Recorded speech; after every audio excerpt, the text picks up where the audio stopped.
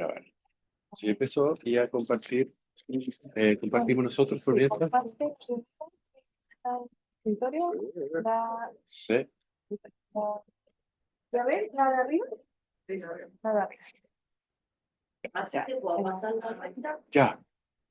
Belén, ¿estás ahí? Pero es para Sí, la aquí otra mesa. estoy. Ya, ahí te escucho. Ya. ¿Pueden preguntarle algo como se le sube el volumen al volumen de ella? Porque el de ella es igual.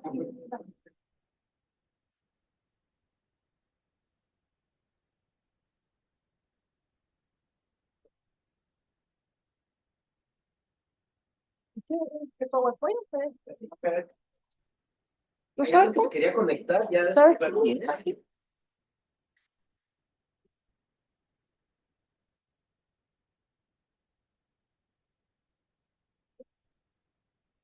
Ancho ventana. Y la ventanita del...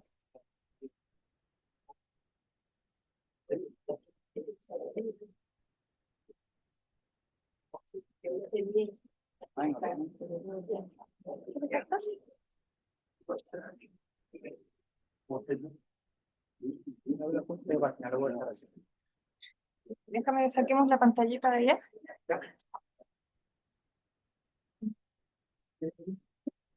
Hola. Mira, el de ella se escucha bajito cuando ella habla. ¿Habrá, se podrá? A ver, Belén, ¿puedes decir hola? Hola. Hola, ¿qué tal? Probando 1, 2, 3. Un poquito más. Ya.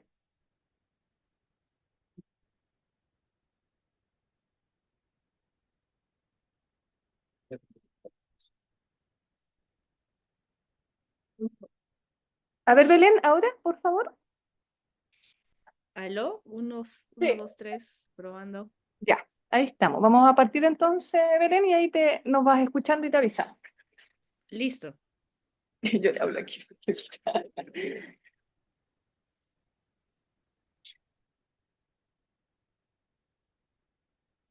Ya.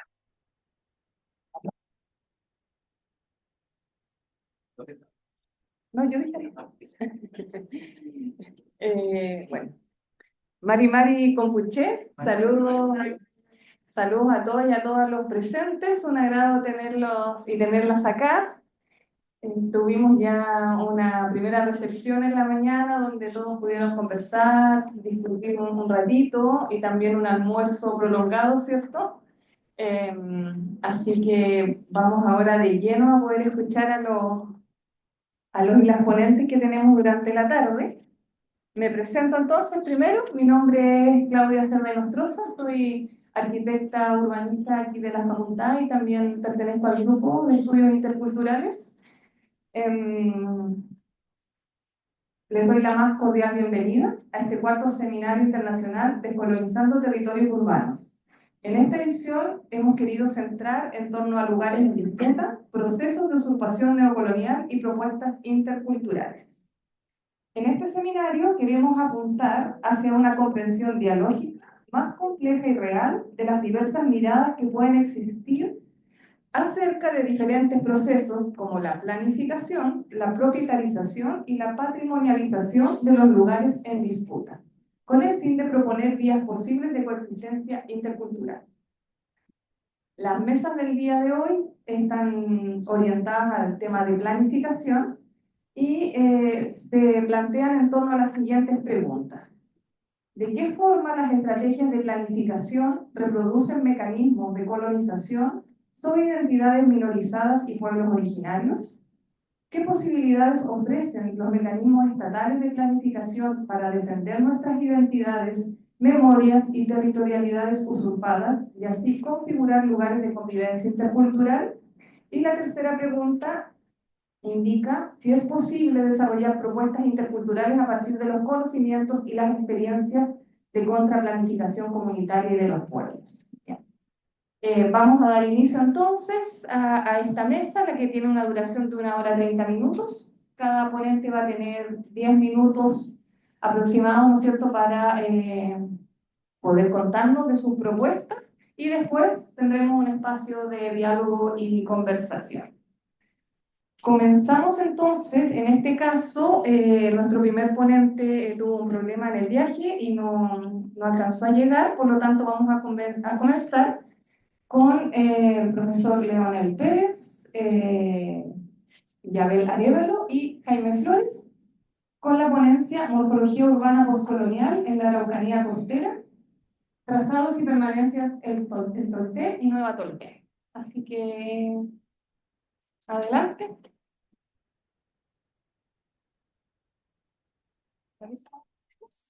Ya, no sé, mitad de presentación cambiamos, así que.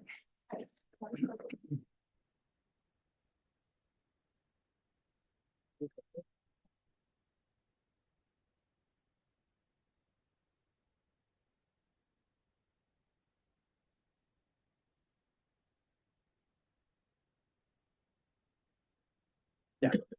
Buenas tardes. La presentación ya se hizo. Este trabajo, primero agradecer la aceptación de nuestro envío acá y dar cuenta que este avance de investigación, porque está todavía en curso, se marca dentro del proyecto FONDE 121.059.2, que lo que busca a grandes rasgos es analizar o caracterizar cómo fue el proceso de ocupación del Estado chileno en la Araucanía durante el siglo XIX y parte del siglo XX. Bueno, primero, dado lo internacional del seminario, consideramos pertinente decir dónde está lo que nosotros consideramos como área de estudio de la Araucanía, que era en las actuales provincias administrativas de Arauco, Mayeco y Tolten. Y en este caso nos vamos a centrar en el caso de Tolten y Nueva Tolten. Pero, ¿de dónde? Primero hay que contextualizar con que Chile ya ha tenido bastantes noticias, un historial sísmico considerable, y en este caso Tolten no es la excepción. Ya sabemos también que la Araucanía como escenario de conflictos territoriales tenemos desde el siglo XVI con la hueste española, tenemos también la ocupación militar del Estado chileno en el siglo XIX, y este último tiempo con toda la expansión inmobiliaria, expansión urbana, el recambio de uso forestal, hay todas las problemáticas vigentes. Pero en este caso nos queremos situar en lo que es el uso del mapa como instrumento de poder y dominio. En este caso, el autor aquí presente nos explica que cada mapa tiene su propio ritmo de temporalidad y perspectiva, que al ser leídas adecuadamente pueden indicar los propósitos de quienes hicieron aquella imagen del mundo. En este caso, el plano de Olascoaga nos explica bastante un carácter militar que tenía en esta época los avances territoriales, donde va marcando lo que es la antigua línea de frontera, la presente y las futuras. Lo que nosotros nos llamaba la atención era cómo esto se definía a partir de los ríos, que utilizando lo que son los ríos, los cursos de agua como vía de penetración territorial. Ya se habla también del nivel de detalle que tiene la costa de la Araucanía, que en esto se toma parte de lo que hablaron en la mañana dentro del territorio, y todo esto con el fin de poder definir lo máximo posible para facilitar el avance. Y en este caso ya toma un carácter más legislativo a medida que avanza el siglo XIX, y tenemos el ejemplo de la hijuelación que se produjo mediante las cartas catastrales en estos mapas elaborados por Nicanor Boloña, que nos explican cómo se fue subdividiendo allá a nivel, en una escala mayor, que se diferencia un poco de las que se hicieron en zonas como Argentina, que fue mucho más regular. Aquí las parcelaciones se adecuan al curso de los ríos, van girando las zonas de valle para los terratenientes, y a la población mapuche quedaba reducida a los accidentes geográficos más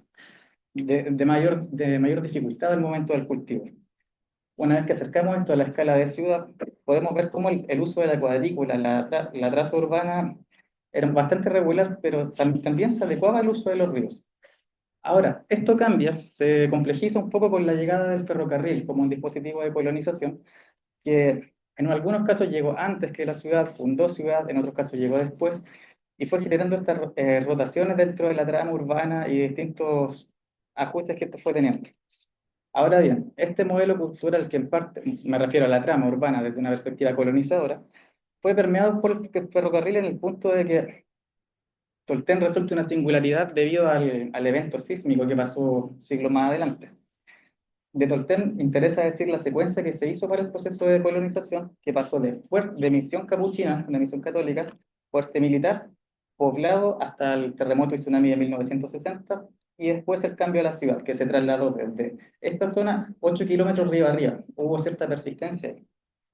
Entonces cambia las lógicas de lo militar a lo civil, y a partir de este punto ya dejo al profesor Leonel que les da la segunda parte de la presentación.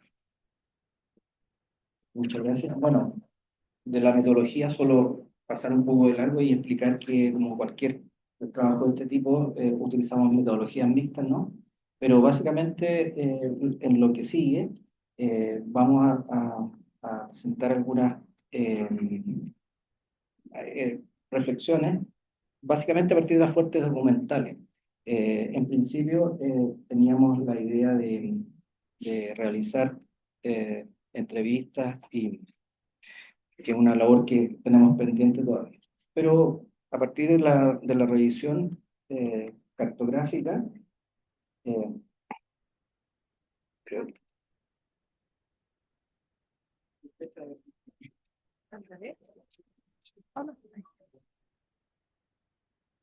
ahí, sí, ahí.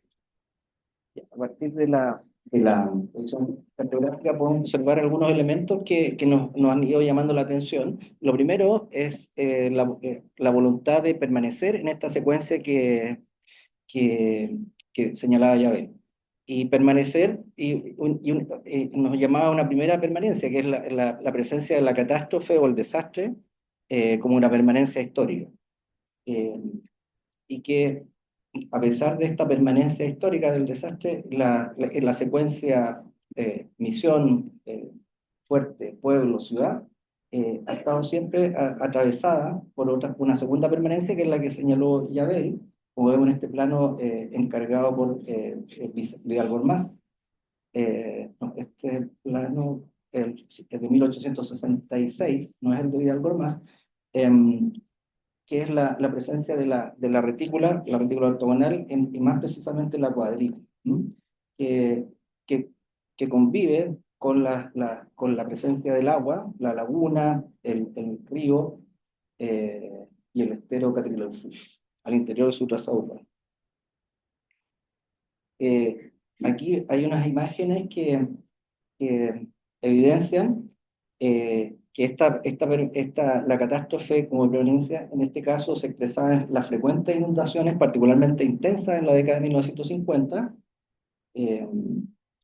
que dio origen a prácticas como navegar las calles en el periodo de lluvia, y también la idea de siempre poder permanecer. Esta obligación también de construir plataformas en madera, y era otro elemento característico de esta permanencia. Vemos otras imágenes de la misma década. En esta década, ya en 1950, se plantea un proceso de relocalización que dura aproximadamente 15 años, que se da de una manera en donde se produce, hay algunos cambios de lógica en torno al emplazamiento. ¿En qué sentido? De trasladarse 8 kilómetros al norte, pero de permanecer ligado o vinculado al lugar, al agua. Una cosa importante de decir es que ya ha transcurrido casi un siglo desde la fundación como misión capuchina, y habiendo perdido Tolten, en este caso la lógica de emplazamiento militar, que permitía controlar el paso hacia Valdivia y hacia lo que sería la futura ciudad de Temuco, la ciudad capital. La voluntad de permanecer estaba dada por una economía de subsistencia. Y otro elemento importante, otro elemento importante de decir es que este proceso de traslado que se da en la década de 1960 fue un proceso, según Adolfo López, un proceso autogestionado, en donde, bueno, aquí vemos unas imágenes primero de lo que el antiguo Tolteno, llamado Tolten Viejo, donde vemos la ruina también como una permanencia histórica que atrae algunos procesos de memoria, como son la conmemoración del terremoto y tsunami, la colocación de placas en relación a dicho desastre.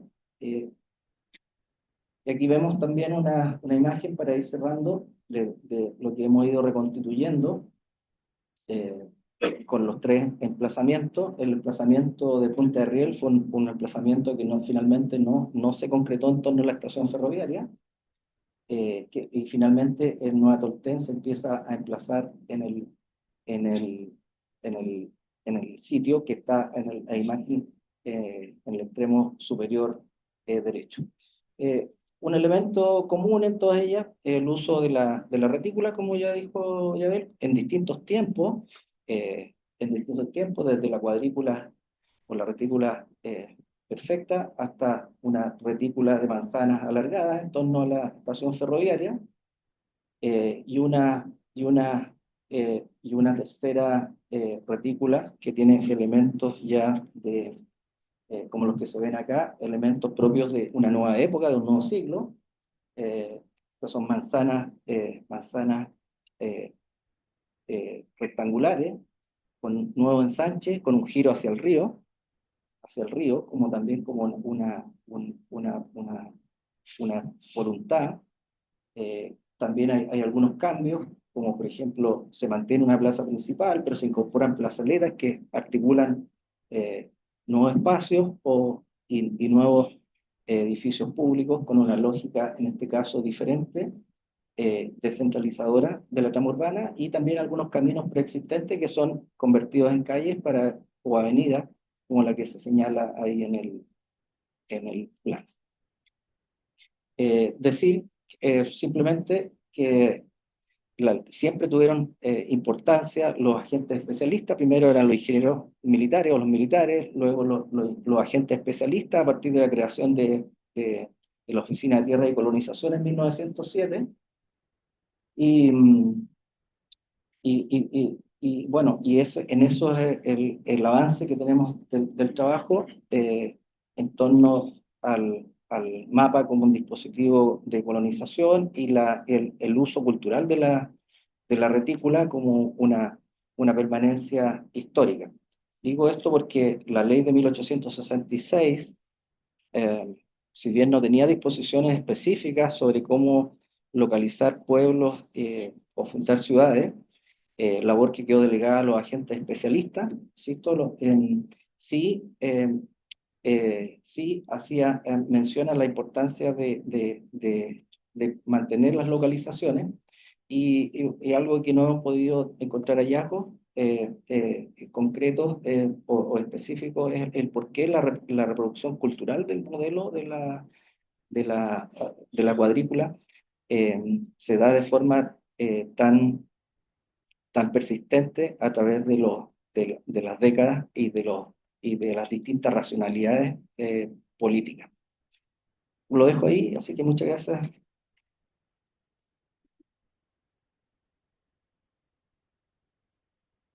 Agradecemos entonces a Yabel y Leonel, y pasamos a escuchar a Margarita Allenao con su ponencia Gualmapu en la ciudad, experiencias del hábitat urbano en una comunidad mapuche en la ciudad de Valdivia, Chile. Vamos a... Perdón, déjame, sí.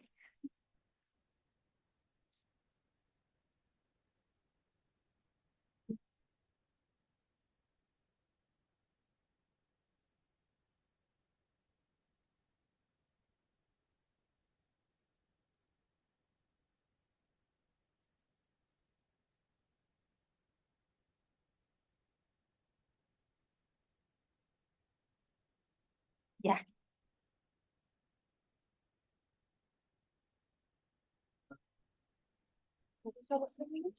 Ya, gracias.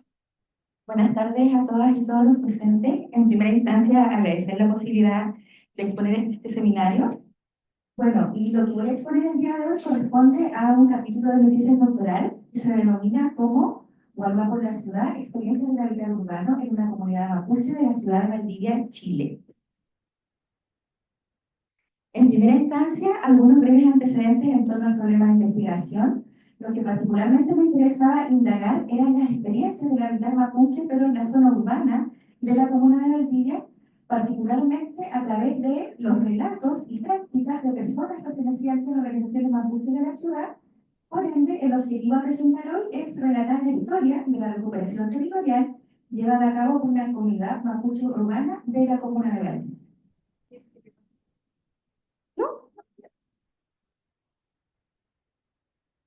Metodológicamente, trabajé desde la investigación cualitativa, particularmente desde un método que se denomina como etnografía multisituada, donde quien investiga a partir de una problemática específica se sitúa en distintos espacios, distintos territorios que transversalmente aluden al problema de investigación. Particularmente yo me situé dentro del humedal Angachilla, en la zona sur de Valdivia, también esta que es la zona centro de Valdivia, y también en lo que se denomina o es conocido como la Isla-Teca, que está en el sector costero de la comuna, y hoy día me voy a detener particularmente en este espacio.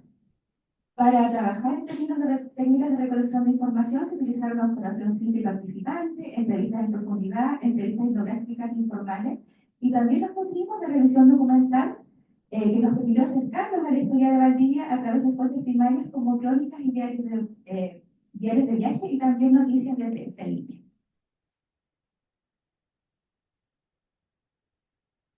Una breve contextualización en torno a la ciudad de Valdivia. Esta tiene una superficie de 16 kilómetros cuadrados, donde habitan 166.080 habitantes, con una gran preponderancia de la población urbana en un 93% en relación al 7% de la población rural.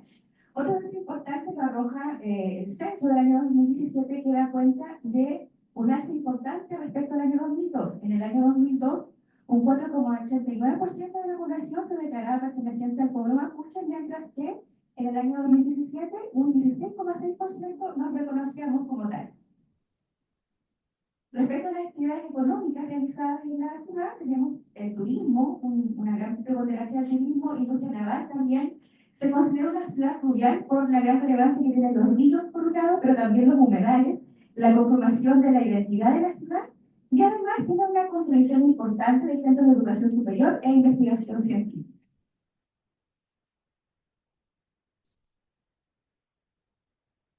Brevemente, algún antecedente respecto a la historia de la ciudad. Esta se fundó en el año 1552 a mando del ejército español, comandado por Pedro de Valdivia, pero es importante mencionar que los últimos descubrimientos arqueológicos señalan que esta ciudad se sitúa sobre un paligüe, sobre una cancha de paligüe. Esto significa que en realidad la colonización del territorio y la conquista se dio sobre espacios densamente poblados y además significados, y se apropiaron de esta significación, ¿cierto?, para realizar esta ciudad, para la construcción de la ciudad. Particularmente respecto a Isla Teja, esta es una isla que tiene un importante atractivo turístico, arquitectónico, patrimonial, hay mucha presencia de museos, así también de áreas verdes. Está conformado por 5,2 kilómetros cuadrados y habitan al presente, de acuerdo a los últimos datos censales, 5.505 habitantes. También entregando algunos antecedentes históricos en torno a esta isla, podemos mencionar, ¿cierto?, que con la antelación de la llegada de los españoles era habitada por población huilliche. Luego fue denominada como Isla de Valenzuela, debido a que Francisco Pérez de Valenzuela fue el primer propietario de la isla. En el año 1820 se anexa al Estado chileno y en el año 1850 se produce una transformación importante en el territorio con la llegada de los colonos alemanes, dado que en esta isla fue el espacio geográfico que decidió el Estado ya que los alemanes pudiesen desarrollar sus actividades y su vida, a cambio de una cuota mensual que se pagaba a perpetuidad. Por ende, lo que sucedió es que los antiguos habitantes de este territorio, conformados principalmente por población mapuche y población criolla, o bien abandonaron el territorio, o fueron obligados a abandonarlo, o bien muchos de ellos también luego trabajaron con mano de obra dentro de las industrias realizadas por los alemanes, por los colonos alemanes.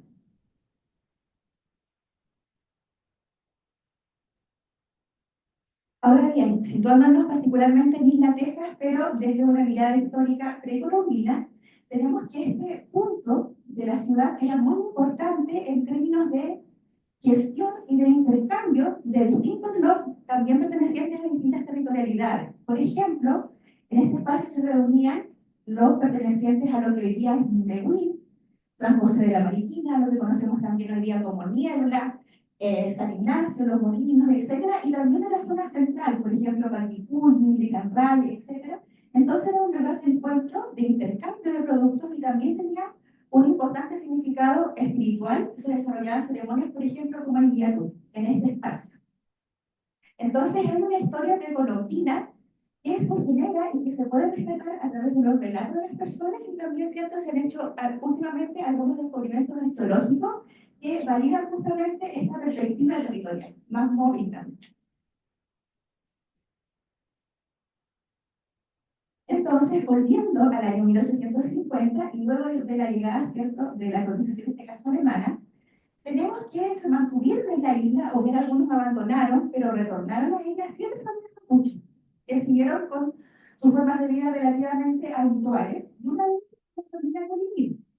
La familia Colimir, al presente, hizo un rescate de su historia, de su cultura, y para ello, o impulsando más bien ello, se organizaron como una comunidad a través de CONADI en el año 2010. Entonces, mediante esta historia, hicieron, o están más bien ahora en un proceso de recuperación y reivindicación de terreno en Isla Teja. Este terreno en Isla Teja tiene una alta plusvalía actualmente y al presente pertenece al Ministerio de Bienes Nacionales. Entonces lo que se está solicitando a través justamente de esta organización comunitaria es poder impulsar en primera instancia un proyecto que se denomina como proyecto Cumemoniel, que es abierto a la comunidad y considera diversos elementos. Hay antecedentes tanto históricos como arqueológicos que van a ayudar justamente la presencia mapuche en el territorio con antelación a la llegada de los españoles, y además, dentro del espacio a reivindicar al presente, existe un espacio ceremonial como el Guiatú.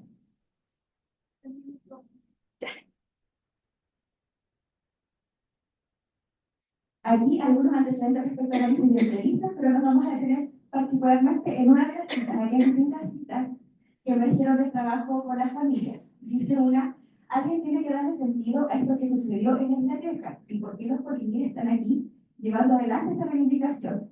Porque este siempre ha sido un espacio antiguo del Guiatú, siempre ha sido un espacio ceremonial, siempre un espacio donde estuvo el Rehua, siempre un espacio donde estaba el Chenchen, siempre existió el río, siempre existió todo este espacio. Antiguamente se le llamaba Reileleuso a la isla. Entonces, eso da cuenta en el fondo de lo que, de la pretensión del rescate de este territorio, tiene también un sentido de temporalidad circular, ¿cierto? Donde lo que ha existido sigue existiendo independientemente de las transformaciones que se han dado en el territorio.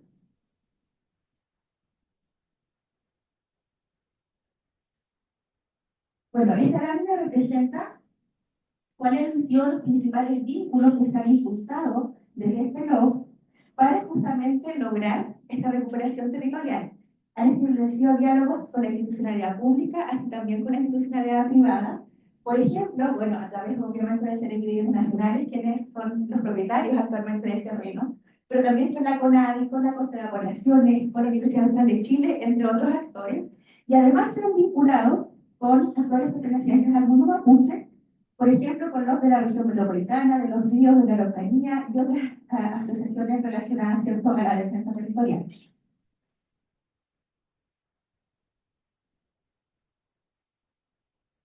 Entonces, finalmente, lo que se propone es que en este terreno de alrededor de 4,5 hectáreas aproximadamente, y donde hoy día habita parte del LOF, se desarrolla un proyecto, como había mencionado, que es el proyecto Cumemoniel, Buen Vivir, y donde se pretende realizar, y este es el plan que tienen las familias que en conjunto han trabajado también con la Universidad Austral para poder articular estas asociaciones y estas posibilidades también a futuro, pretende realizar un barrio intercultural y la construcción de 4 rutas interculturales en la idea de que este espacio sea abierto a la comunidad, ¿ya?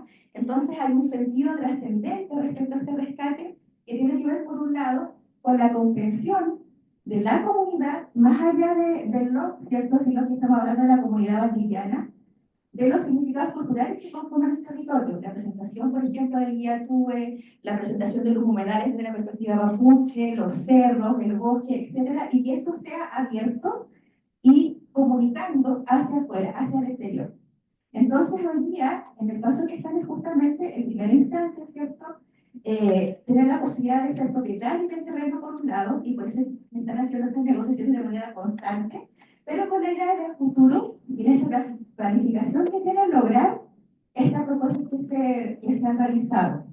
Al presente también están avanzando respecto a que ya se realizan visitas guiadas al terreno, vinculadas principalmente al ámbito de la educación, asisten estudiantes universitarios principalmente, también estudiantes pequeños de kinder, entonces la idea es justamente eso, como hacer este vínculo o esta relación, ¿cierto?, entre lo que es el medio urbano y también este espacio que es urbano, pero tiene otra connotación, ¿cierto?, y cómo hacer el puente o lo que articule a estos dos mundos.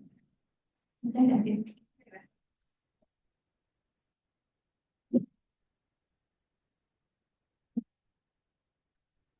Entonces, a Margarita, y invitamos ahora a Belén Desmaizón, quien nos va a acompañar directamente de Perú, de la Pontificia Universidad Católica.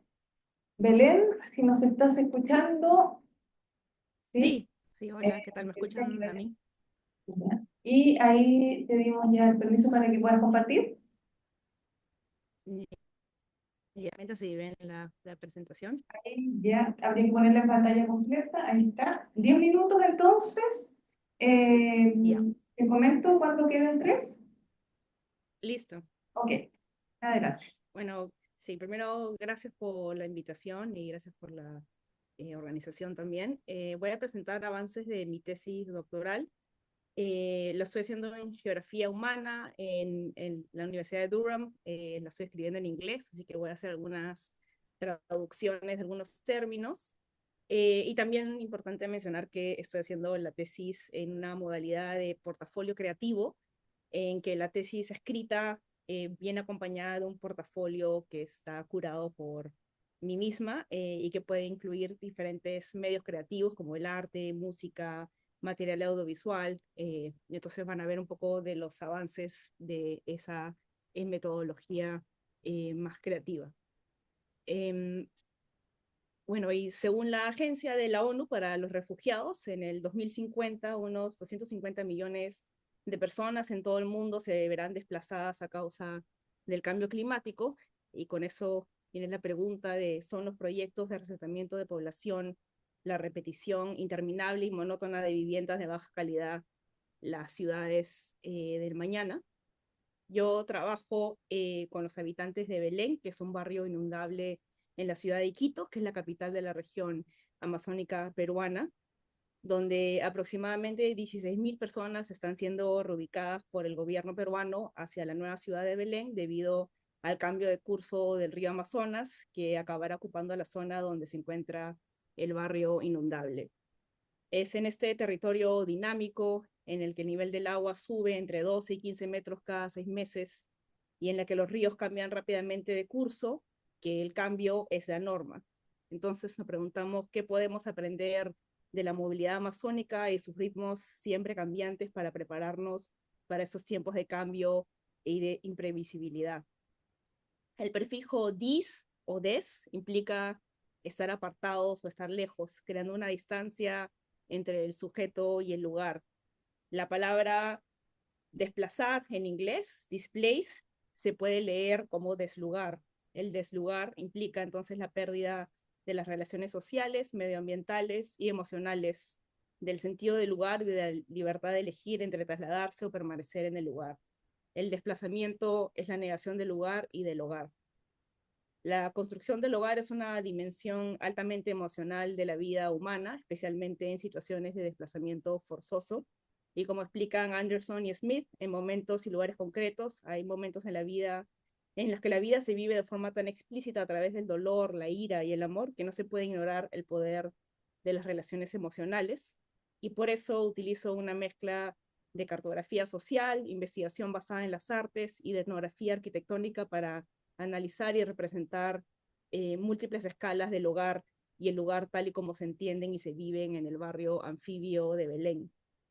El arte tiene una capacidad única para generar una comprensión compleja, matizada y empática potencialmente vinculada a la solidaridad social, tiene el potencial de interrumpir nuestros hábitos de visión y de cuestionar y alterar lo que sabemos y cómo lo sabemos, deshaciendo así las formas dominantes y opresivas de conocimiento e instigando actos de resistencia, evocando las emociones y los aspectos relacionales entre las personas y el lugar que habitan.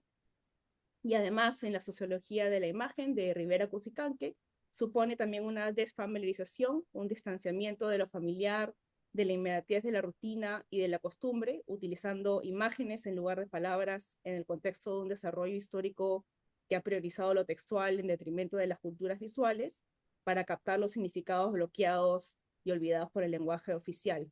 Entonces, en esta investigación exploro nuevas formas de ver y de aprender lo que ya es familiar y de hacer visible lo invisible, dejando que el arte hable y cree una relación entre la investigadora, los residentes de Belén y aquellos que observan los dibujos.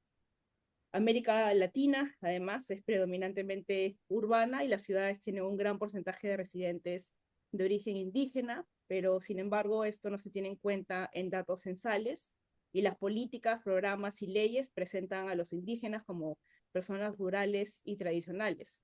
Pero por otra parte, debido a la discriminación y explotación histórica de los grupos indígenas amazónicos, muchos migrantes en las ciudades amazónicas no se consideran indígenas, pero vemos cómo generaciones más jóvenes se esfuerzan por recuperar el orgullo de su indigenismo. Es en este contexto de invisibilización de la indigeneidad urbana contemporánea que Rivera Cusicanqui reivindica una realidad xitsi o mestiza en Aymara, en la que coexisten en paralelo múltiples diferencias culturales que no se fusionan, sino que se antagonizan o se complementan. Entonces, ¿qué significa coexistir en ciudades amazónicas en el siglo XXI? ¿Cómo se configura el urbanismo amazónico a partir de las interdependencias entre personas, bosques y ríos? ¿Y qué significa entonces lugar para los amazónicos? La zona baja de Belén se presenta así en la cartografía estatal, una zona claramente delimitada donde el río y el suelo son estáticos y secundarios a las coordenadas cartográficas que delimitan los lotes de las viviendas. En los documentos estatales que justifican el resentamiento se describe cuantitativamente a los belenianos como pobres, sin educación, vulnerables, sin acceso a agua y saneamiento, con trabajos precarios y viviendo hacinados en sus casas, individuos sin agencia, con poca capacidad de organización, superación y adaptación, dependientes del gobierno para sobrevivir y ser rescatados. ¿Cuál es la relación de los beleninos con su territorio? Puede dejar que Marco, que es un habitante de Belén que ha sido desplazado, lo explique. A ver si me sale. No sé si, espero se escuche el sonido. Primeramente, eh, el selvático es una persona abierta, eh, una persona que le gusta vivir cerca de la naturaleza, cerca del río, cerca de las plantas. No, no es un mito, ¿no? Es una realidad de que la gente le gusta el agua. Desde muy pequeños, los niños de temprana edad comienzan a nadar. Los padres los van adaptando, los van adiestrando a cómo ellos estar junto al agua. Ya relacionarse con el agua, ser su amigo el agua, y por la cual ellos de muy temprana edad ellos comienzan a nadar.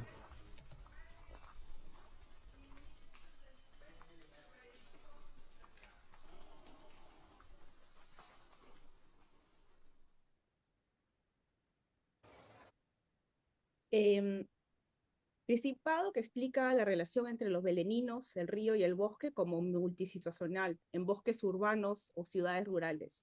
Los beleninos son personas móviles para los que los límites entre lo rural y lo urbano es difuso. La gente está en constante movimiento y el número de personas que viven en un mismo hogar varía a lo largo del año, ya que algunos van al bosque durante las temporadas de cultivo y de pesca, y los habitantes de zonas rurales visitan temporalmente la ciudad en busca de servicios de salud y educación. Los amazónicos móviles siguen participando en redes rurales urbanas, mantienen sus preferencias y necesidades basadas en lo rural y conservan el conocimiento de los recursos y productos rurales. Este dinamismo se expresa material y espacialmente en múltiples escalas. Todo el barrio se mueve y cambia diaria, estacional y anualmente siguiendo ritmos sociales y naturales. El mercado de Belén, el mayor de la Amazonía peruana, se desarrolla principalmente en la calle. Aparece todos los días, desde el amanecer hasta las 4:30 de la tarde, donde la gente vende los productos de sus chacras, lo que han pescado y también plantas y bebidas medicinales. El mercado actúa como un organismo vivo que se expande, contrae y reacomoda siguiendo el ritmo del río. Y plásticos y sombrillas protegen del sol a vendedores y visitantes y también los protegen de la lluvia. Este denso mercado desaparece por la noche, dejando atrás la basura y los gallinazos durante unas horas hasta que la luz del día vuelve a despertar el ritmo y los sonidos del mercado. Las veredas elevadas provisionales y los botes se convierten en las principales vías de circulación de los beleninos durante la temporada de creciente. Estas aparecen y desaparecen según las estaciones, y durante la estación seca, la propiedad privada y la pública se disuelven en las calles de Belén, ya que el nivel del suelo de las casas sobre pilotes ofrece sombra y un lugar de encuentro para que los vecinos charlen, guarden sus botes y vendan productos. La cartografía estatal, que enfatiza límites entre lotes, resulta poco precisa para ver y entender esta realidad. Entender estas dinámicas requiere múltiples puntos de vista y la exploración de múltiples formas de representación cartográfica, arquitectónica y artística. Y estas imágenes nos permiten entrar a la cotidianidad de este particular barrio, visibilizando lo que es invisible en la narrativa y gráfica estatal. Las casas evolucionan a medida que las familias crecen en número, reciben visitas y ahorran dinero para construir un piso adicional. Y las casas también se adaptan a las temporadas de vaciantes. Sus residentes ocupan la planta baja para comer, vender productos y dormir, y se mudan al piso de arriba cuando llega la creciente, compartiendo dormitorios y espacios entre los miembros de la familia. No incluir estos hábitos y adaptaciones cotidianas en el desplazamiento inducido por el clima conlleva lo que Hume domina reduccionismo climático, que ocurre cuando el clima se extrae de la matriz de interdependencias que dan forma a la vida humana dentro del mundo físico. La relación entre los beleninos, la ciudad y el bosque se entiende mucho más de aquella zona delimitada como la zona baja de Belén. El proyecto de reasentamiento de Nuevo Belén es la última manifestación de una imposición, de una visión particular de lo que es habitar, y para construir Nuevo Belén, el gobierno deforestó una zona situada junto a una reserva natural protegida. La distancia a la ciudad y al río ha provocado una ruptura total con sus actividades cotidianas, tanto en lo que respecta a sus medios de vida como a sus interacciones sociales. El desplazamiento o el deslugar borra el lugar, y Nuevo Belén lo ha hecho tanto con los barrios anfibios amazónicos como con la destrucción de la selva que da sustento, en donde gente planta y gente animal coexisten con la gente humana según las cosmovisiones amazónicas, como cuando Marco se refirió al río como su amigo. Todo este mundo mágico, estas cosmovisiones y estos conocimientos forman parte de la rutina diaria de la población, y la perseverancia de la lógica espiritual de los pueblos amazónicos es un pilar de resistencia cultural. Nuevo Belén carece de agua y saneamiento. Sí, ¿me quedan 3 minutos? Ya. Un minuto. Es que, Un minuto. Sí. Listo. Bueno, entonces voy a correr con estas láminas rápido. No hay agua y desagüe en Nuevo Belén, y este diseño monótono también desconoce la agencia política, creativa y especial de los beleninos, y cómo es que se ha adaptado entonces la gente a esta situación. Y de nuevo recurro a imágenes para representar la agencia y la resistencia de los beleninos. Las prácticas de emplazamiento en proyectos de reasentamiento señalan la capacidad de recuperación, resistencia y aguante de los desplazados. Hammond define el desplazamiento como individuos y grupos que son capaces de forjar entre sí mismos y su entorno relaciones materializadas a través de las innumerables prácticas que conforman la vida cotidiana. Y los actos de construir e imaginar futuros aspiracionales pueden convertirse en actos de contestación, y estos actos de agencia y resistencia no están vinculados a un gran intento de rebelión, y más bien son intentos de convertir los espacios en ordinarios a través de procesos de ocupación y construcción que tratan de recuperar la vida normal y lo que es hogar. No quiero tampoco idealizar la resistencia y la capacidad de acción de las personas, pero creo que es importante poder visibilizar cómo, a pesar de estas dificultades, hay una aspiración por crear sentido de hogar en estas situaciones.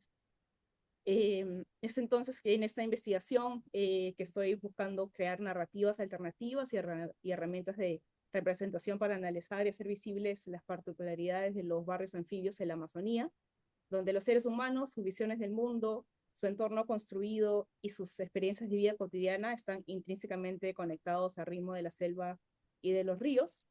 Pretendo también honrar las experiencias contextualizadas a través de procesos creativos y produciendo contranarrativas para grupos que han sido históricamente marginados e invisibilizados. Y espero que estos dibujos que están dirigidos a diversos públicos puedan ofrecer nuevas formas de ver y entender Belén, adaptando una narrativa a realidades invisibilizadas del indigenismo urbano contemporáneo en la selva amazónica y creando así vías hacia aproximaciones más empáticas a las personas desplazadas en estos tiempos de incertidumbre y de injusticia climática. Gracias. Gracias, Belén.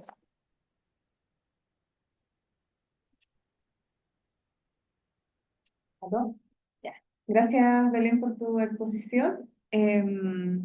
Bueno, con Belén damos cierre a la mesa. Invitamos a los y las ponentes a ver si pueden pasar aquí para que podamos comentar. Margarita, Yabel, profesor.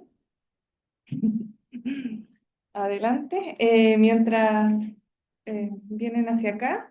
Bueno, comentar, ¿no es cierto?, que aparecen algunos conceptos dentro de las ponencias que tienen que ver con desplazamientos, como veíamos en la última, ¿cierto? Y también quizás en la primera ponencia, donde también hay desplazamientos forzosos por temas de la colonización del territorio, ¿cierto? Y importante aparece después de eso el volver a encontrarse con este territorio y volver a resignificar espacios y empezar a mirar qué había antes de toda esta planificación o regulación del espacio. Encontramos algunos conceptos como la coexistencia que ustedes mencionaron,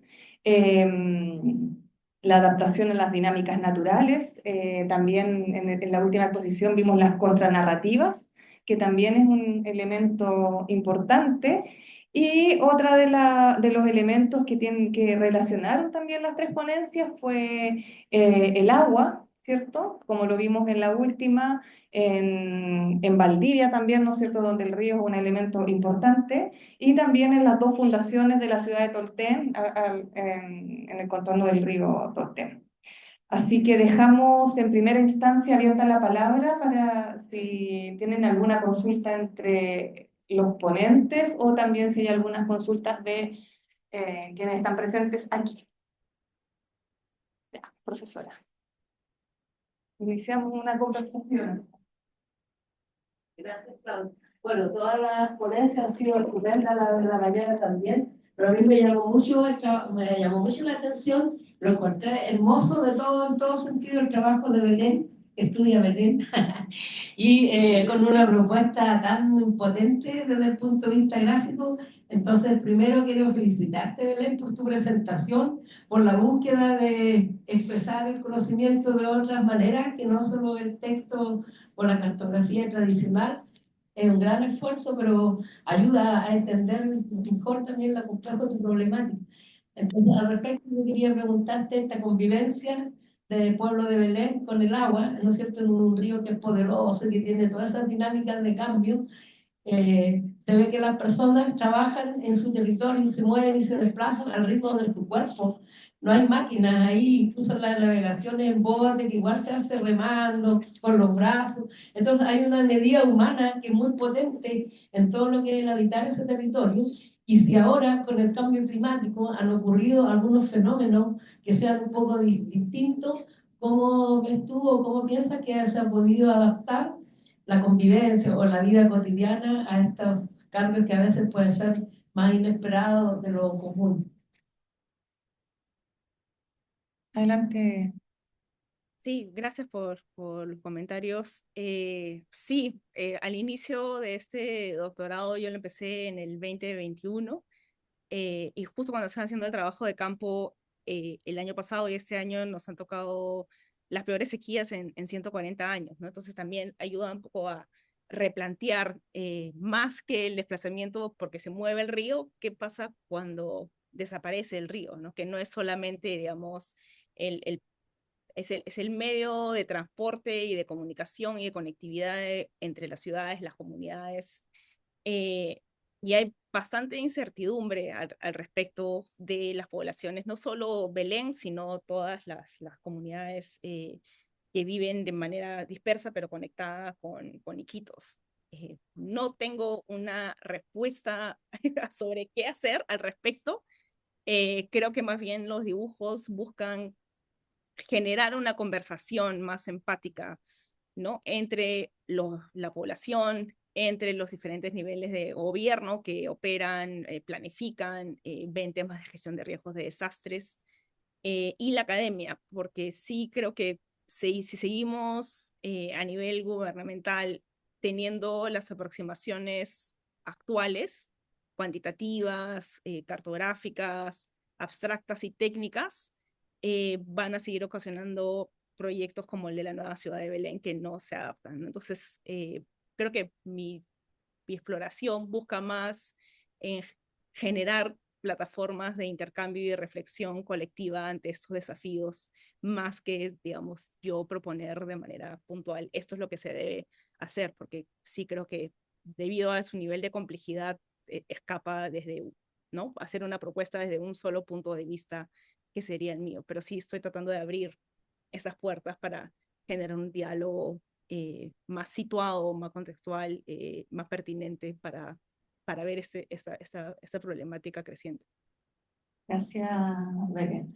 Y quizás para situar también a los otros ponentes en la misma temática, también podrían contarnos quizás un poco de lo que han visto en relación a ambos temas, con el tema de los ríos que rodeaban, en este caso, ¿no es cierto?, en las fundaciones y también en la resignificación de los espacios. Bueno, yo quería aclarar algo sobre el caso de Coltén, porque no lo mencioné tanto en la presentación y está para eso. Y es que se fundió en primer lugar como un fin militar. Entonces, si estamos con esa lógica colonizadora del fin militar, ahí sirvió el enfoque de que estuviera un paisaje de agua relativamente difícil para ellos, que sería rodeado de humedales, en torno al río, junto a una barra costera y controlando el paso de navegación por cabotaje a Sabandía. En ese sentido, se buscó intencionadamente unas características de ese tipo, pero cuando después quisieron hacer ese cambio de lógica de lo militar a lo republicano, ya al Estado puesto ahí con civiles, eso precisamente les jugó en contra, porque no se pudo desarrollar bien la ciudad funcionando correctamente. Ahora, puedo hacer una comparación como viene a la rápida respecto al caso que mostraba adelante, igual felicito por la gráfica, por el esfuerzo de eso, además de toda la investigación, por supuesto. Ahí se ve, y también en el caso de Valdivia, que son ejemplos donde se da de manera espontánea, se da con una configuración cultural que se va de alguna manera adecuando a lo que es el humedal, a lo que es el río, que se apropian de eso y se desarrollan a partir de eso. Mientras que en el caso de Tolten pone imposición. Entonces, esa imposición, esa manera forzada, que no había tanta cercanía como una significancia, algo más simbólico, no estaba, y fue como arreglarse sobre la marcha. Como eso a mí me queda dando vuelta y llamar la atención de la parte climática, cómo está el entorno de Belén, junto a un meandro prácticamente donde da la vuelta el río, y cómo lo dinámico de ese paisaje, y que aún así pueden adecuarse a eso. A mí también me parece importante rescatar, y pensando también en la ponencia de la mañana que hablaba de Puerto Saavedra, como nombre colonizador en relación, ¿cierto?, al nombre que es real, ¿cierto?, que es parte de la memoria colectiva, pensando también en la isla Teja como Regla Leufu, porque Regla Leufu significa 7 ríos. Entonces, desde la memoria se dice, ¿cierto?, que en realidad ese es el nombre original de la isla y que después tuvo otros sucesivos nombres post-colonización.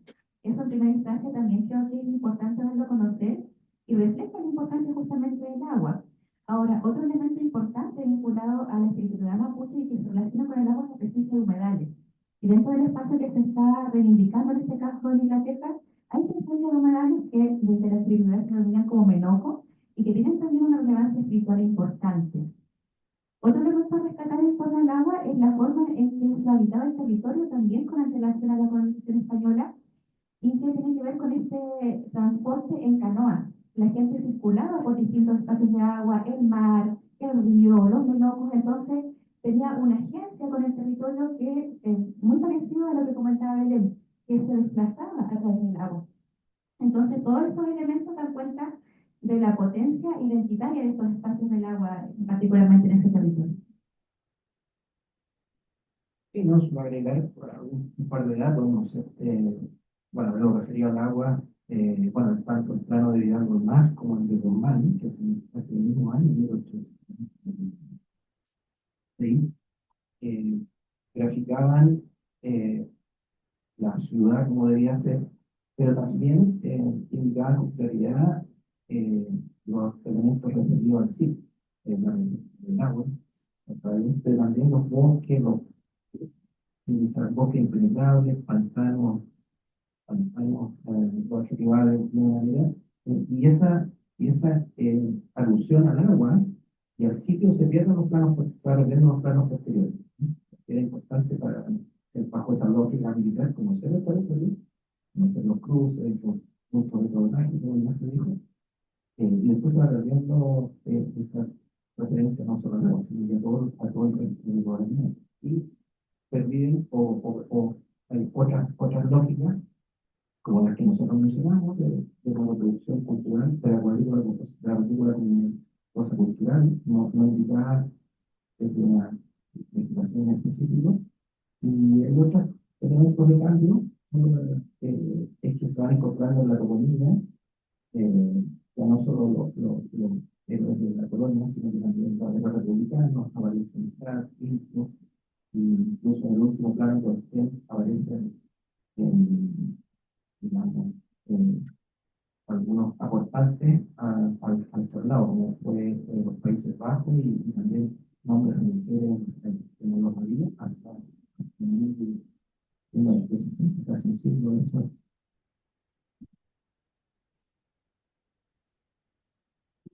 Gracias. ¿Consultas? Ya.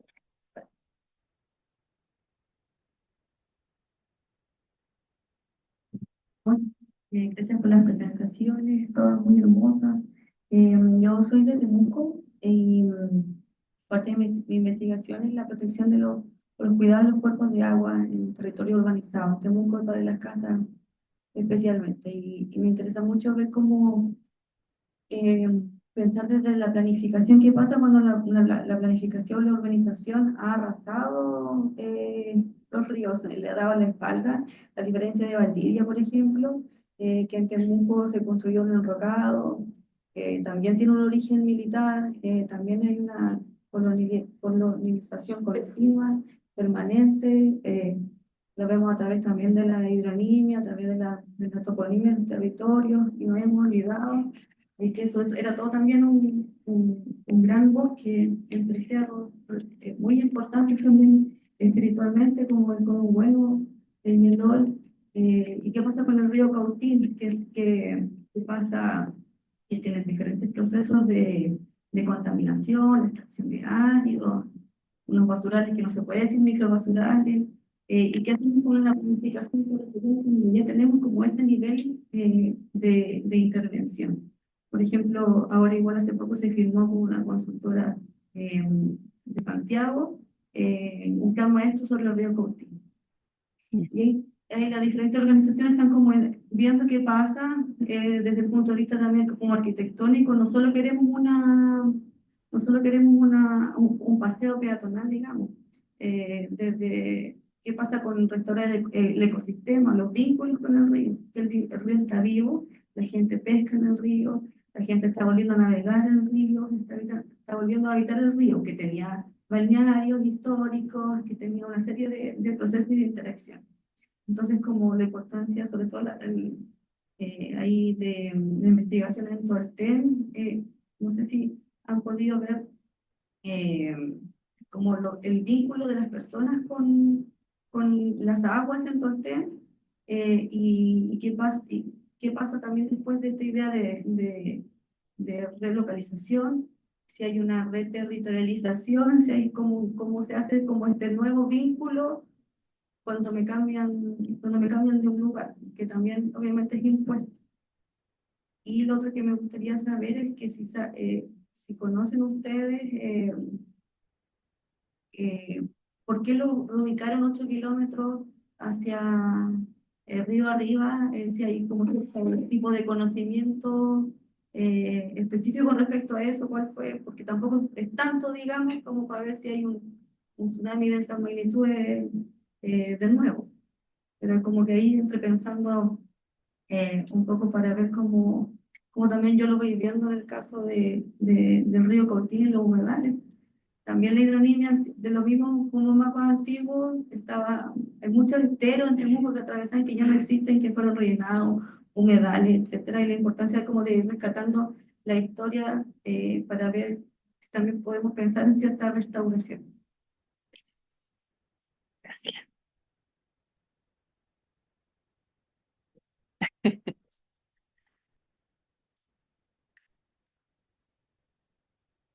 En el caso de los fondos, lo que hemos encontrado, porque igual esta investigación está en desarrollo entonces. En la actualidad podría decir que hemos encontrado que se le da un uso dentro de lo que es Tolten Viejo para ciertas celebraciones, ceremonias, para conmemoración, sería más adecuado decir, y que lo ocupan del mundo civil, mundo militar, hay algunas, he visto fotos de agrupaciones mapuche también, pero que vuelven al sitio de Tolten Viejo en ciertas fechas específicas, y hay una placa y todo que lo conmemora de alguna forma. Ahora, respecto al caso de la relocalización, 8 kilómetros más atrás, eso ya se venía pensando desde antes del terremoto de Maremoto. Cuando mostramos una diapositiva que se veían 3 emplazamientos, el segundo, que era en torno a la estación de la Punta de Riel, donde terminaba el ferrocarril que venía desde el centro, que se desechó, se diluyó, no se consideró, y eso era 1950. Entonces ya existía esa intención, y el emplazamiento original estaba incluso sin ferrocarril, se había que cruzar en balsa. Ahora, en el emplazamiento actual, pasa lo de la lógica que vimos, la lógica de trama, pero nosotros lo que digo en una tesis de Adolfo López, del Magíster Residencial de la Chile, lo explicaba como un proceso autogestionado dentro de las personas que ya estaban como aislados dentro del aislamiento del sur, estaban como muy a la deriva. Y se consiguieron al terreno y identificaron algunas preexistencias y empezaron a organizar sobre eso, con algún apoyo de, claro, Países Bajos u otras entidades. Podría haber sido por eso. No sé qué valor.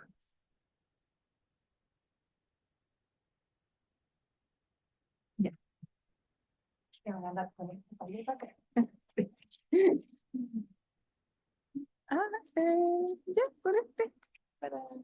Gracias.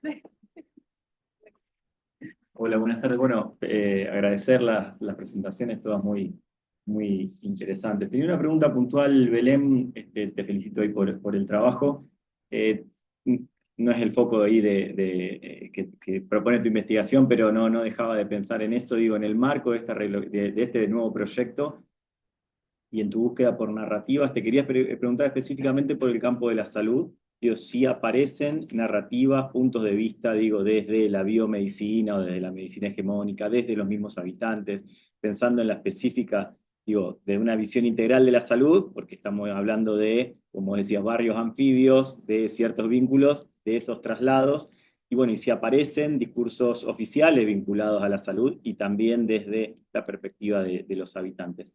Quería preguntar si pudiste ir rastreando esa dimensión. Lo digo porque hace unos años participé de un proyecto en el que pescadores, no de pueblos originarios, digamos, eran sobre el río Paraná, también un proyecto semejante, y las organizaciones de pescadores vinieron a la universidad y en la realidad lo que pudimos elaborar son informes, sobre todo advirtiendo las implicancias en la salud. Digo, es discutible el concepto de salud mental, pero digo, modificar esos traslados modifica la vida misma, digamos, ¿no? Y entre ellas cuestiones, los vínculos, y entre esas cuestiones la salud, la enfermedad, los abordajes. Entonces, te quería consultar si pudiste estar rastreando narrativas específicas sobre esa dimensión. Bueno, sí, no es mi campo, no estoy muy segura qué significa biomedicina, pero sí aparece el tema de salud desde varios puntos de vista, ¿no? Bueno, el río Italia, que es donde se ubica Belén es un río que actualmente también está bastante contaminado por las propias dinámicas del mercado, es donde se trasladan las aguas grises y negras de los barrios, digamos, informales en las periferias de Iquitos, no hay tratamiento de aguas. Entonces, esta relación simbólica, histórica que ha tenido el barrio de Belén con el río también se está viendo afectada y es parte de una de las justificaciones del gobierno para poder trasladar a esta gente, como ya este río, en vez de como generar propuestas para limpiarlo, purificarlo, es mejor movemos a todos más allá de los cambios climáticos que se vienen, ¿no? Una vez reasentados en Nuevo Belén, también aparece temas de salud, más que nada porque no se ha logrado instalar agua de desagüe, tienen biodigestores que no se les está dando el mantenimiento correcto, entonces también hay esta sensación de que no estamos viviendo en mugre, no hay un saneamiento correcto.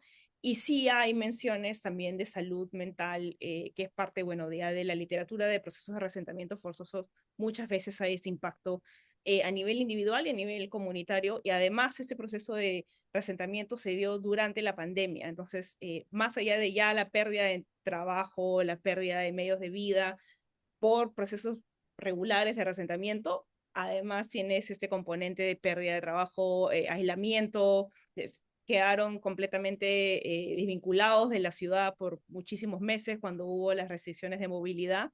Y sí ha habido un aumento de, por ejemplo, bueno, de percepción de, no tengo cifras exactas, pero de consumo de drogas, violencia basada en género y pérdida de ingresos económicos. O sea que también han habido varios casas abandonadas en la nueva ciudad de Belén de gente que ya se ha retirado, ¿no? Entonces, claro, no es una investigación que específicamente vea esos temas de salud mental y física, pero sí salen de manera constante y muchas veces también recurren a la medicina no tradicional, ¿no? O sea, cuando se enfermaban de la pandemia, como no podían tener acceso a hospitales, etcétera, recurrían a las plantas medicinales que ya estaban acostumbrados a utilizar y que tenían, digamos, a su disposición, ya que están ubicados cerca de la reserva. Entonces aparece como varias matices y dimensiones de salud, salud física, salud mental y salud, digamos, medicina no tradicional.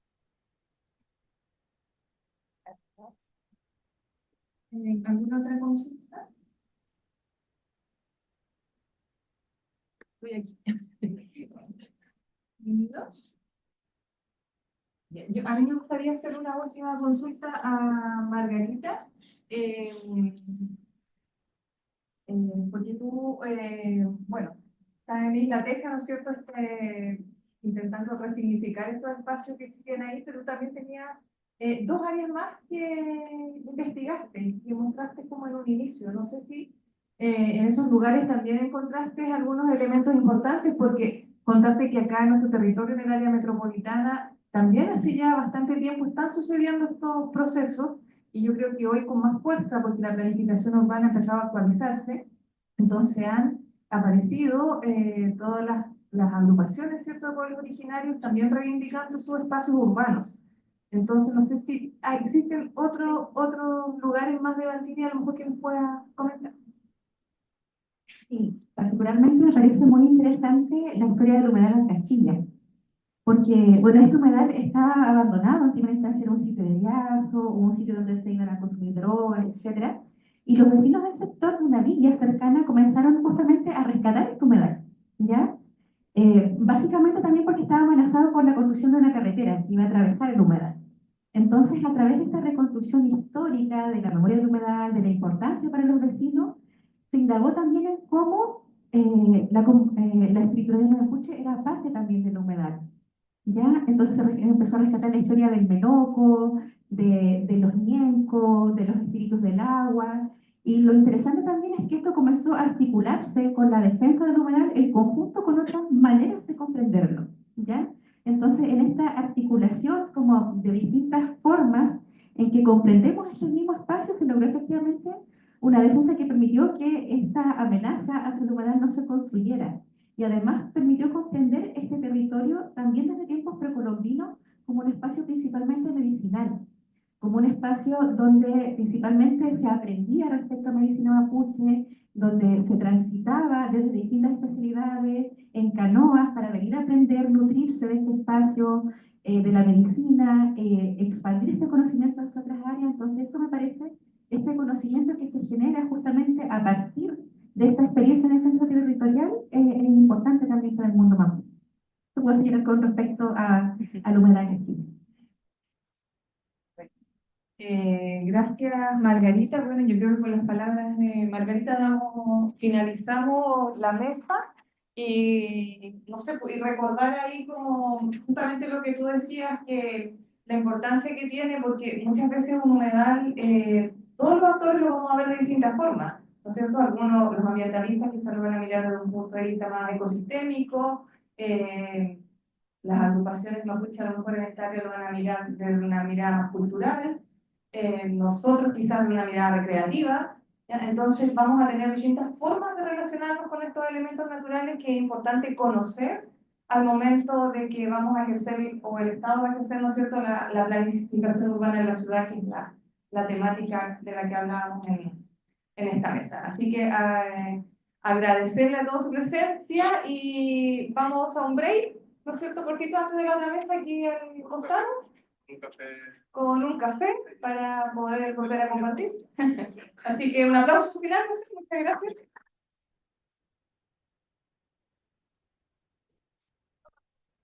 Belén, ¿dónde Sí, estás? Belén, agradecer tu participación y esperamos no, gracias. el próximo año tenerte acá para que Sí, sería puedas venir a increíble. vernos. Ya que Listo. estés muy Disfruten bien. el café. Yo también me voy por Chao. un café. Chao. Chao, chao.